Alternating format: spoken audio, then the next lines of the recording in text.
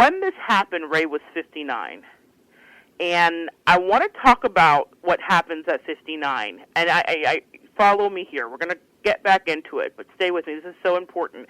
Next week I'm going to be doing a show fully on Saturn returns. I've talked about it and I've teased it and we've mentioned it, but I'm going to really teach a good lesson, I think. I'm really excited about it next week on Saturn returns, but Ray was at his second Saturn return when this event happened.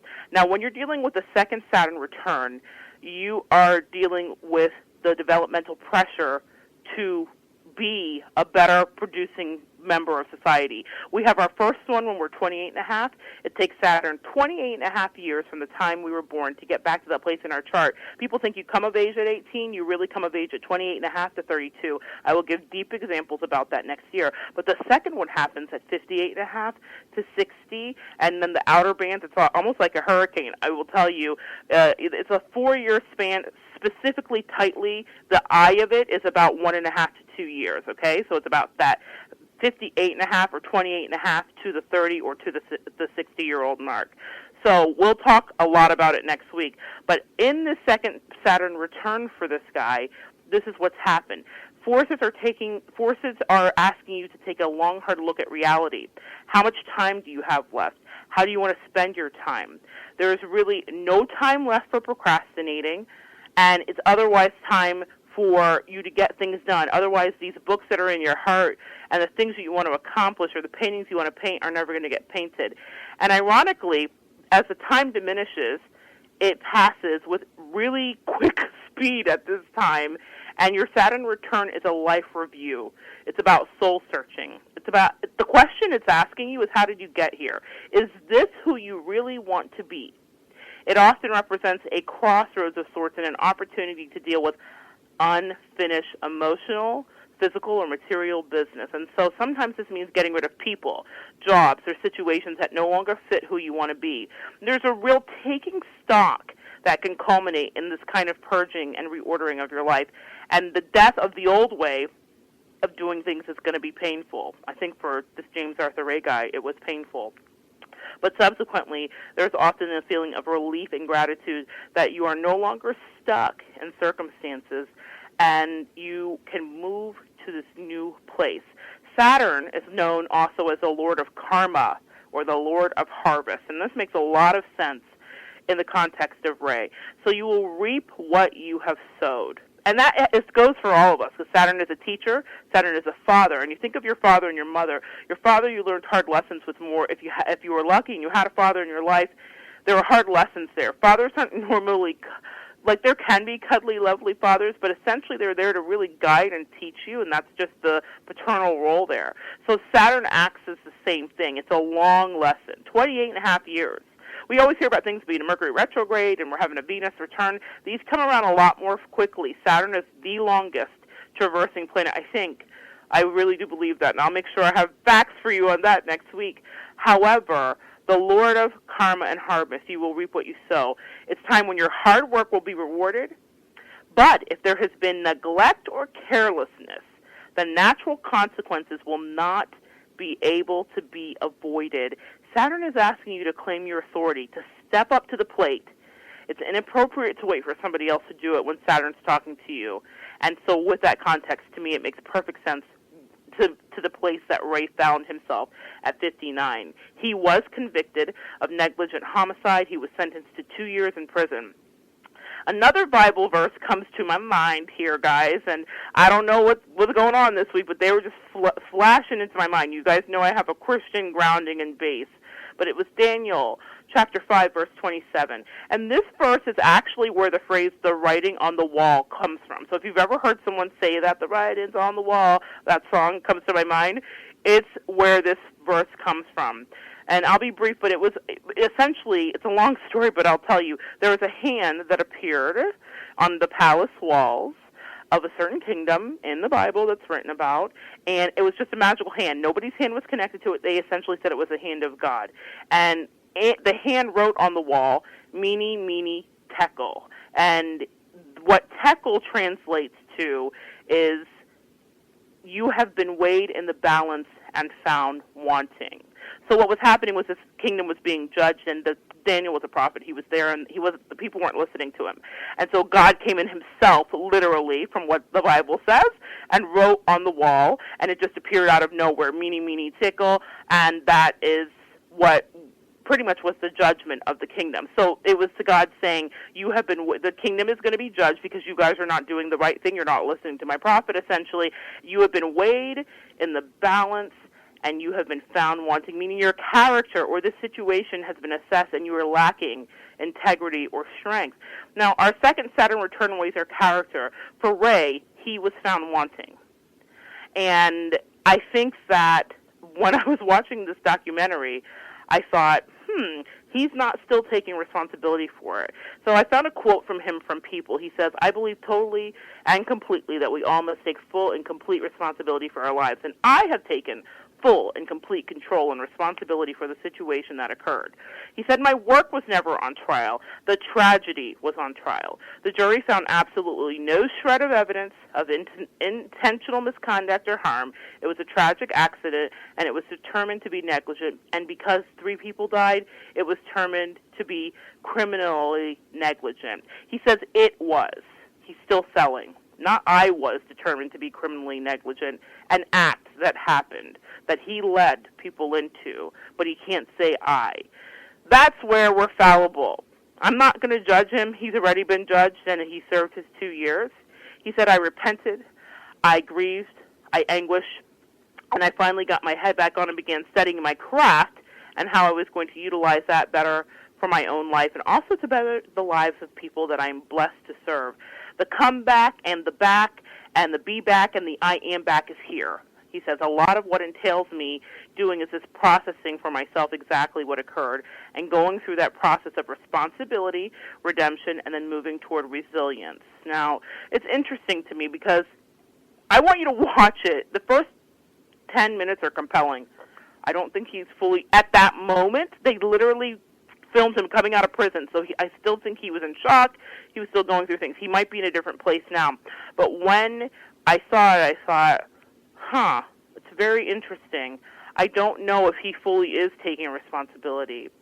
And so the person that did the documentary was fascinating. She said, I wanted to do it because their story was deep and tragic and so understandably complicated. And so she wanted to follow up after she met with Ray. And I thought that it absolutely was a very fitting thing to talk about today in regards to gurus, because was he bad? Is he bad? Is he bad? Is he good? Did he help people? Yes. Did he have breakthroughs? Yes. Was he acquisitory? Did he care about money? Yes. Is he human? Yes. I don't know what the answer is. I don't have an answer for you today. Today it's Jeopardy. I'm asking questions. What is the truth? That is the question I'm always asking. And the reason I bring Ray up today is because there has been a recent new shakeup. We had all these eclipses, and I talked about all the changes, some of the weather stuff that would happen, the political things that have been happening. I don't think that I have told you any untruths. It has been like rock'em sock'em in the last month and a half since we've been dealing with these eclipses in all regards. But one of the things that happened on a microcosm for me in the spiritual community is Doreen Virtue, if you were familiar with her, she's kind of known as the angel card lady. She denounced a lot of the decks that she created and a lot of the work that she'd done. And this caused people to lose their mind in the spiritual community. I can't tell you how many think pieces I've read. I can't tell you how many YouTubers I've watched. I can't tell you how much I have had to have my own little dark night of the soul and say, what is truth for me? I have been angry. I have been disappointed. I have been upset. I have been kind of validated because there were some moments, and I'll share them with you, where I thought, something is not all the way right here. I don't like this part, but I'm going to take from this. And that's what I want to talk to you today about. The name of the show is The Myth of the Guru. The myth of the guru. And when you're dealing with the idea of the guru, it's that this person has the answers. I like better that definition that we are touching people's lives and we are dealing with people, all of us interacting, and we are bringing the ability to be initiated into a new level. I think that feels better for me. That resonates with me. Someone having all of the answers is never the move. It's never the thing. Because what you will become is disillusioned, and what you will be is like those 3 people, God rest their soul, that lost their lives following. Really, they cared. They trusted this person. They wanted help. They wanted enlightenment, and they felt like he alone had an answer. But there are all of us have answers. You can find an answer. Your guru could be the homeless guy that's sitting in front of your local Publix that's asking you for change. Or it could be the Girl Scouts that are selling cookies that are asking you to spend $6 on those delicious Thin Mints. That could be your guru who gives you a message and a word. I've had gurus that were my 4-year-olds that I taught. Well, I taught them the word taught.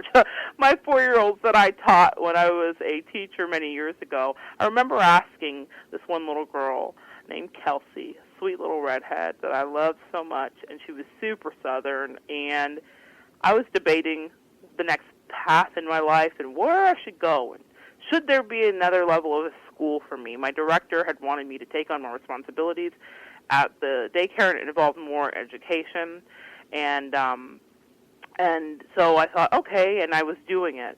But before I made that decision to actually become a teacher, and I was just doing this at that moment, I said to little Kelsey in our book that I created, I said, Kelsey, do you think I should go back to school and actually become a teacher? And she looked at me with her beautiful blue eyes, and she said, Miss Monette, you're already a teacher. Truth. From the mouth of babes, that day, little Miss Kelsey was my guru. She had a nugget of wisdom for me, something that was right in front of my face that I had missed. And yes, I went and I did the rest, and I got all the things I needed to get. But in that moment, I was struggling, and I was feeling insecure, and I wasn't sure. And what she said to me blew me away and has for the rest of my life, because in all areas I am a teacher, whether I want it to be or not, whether that's comfortable or not. But what she was telling me was a universal spiritual truth for me.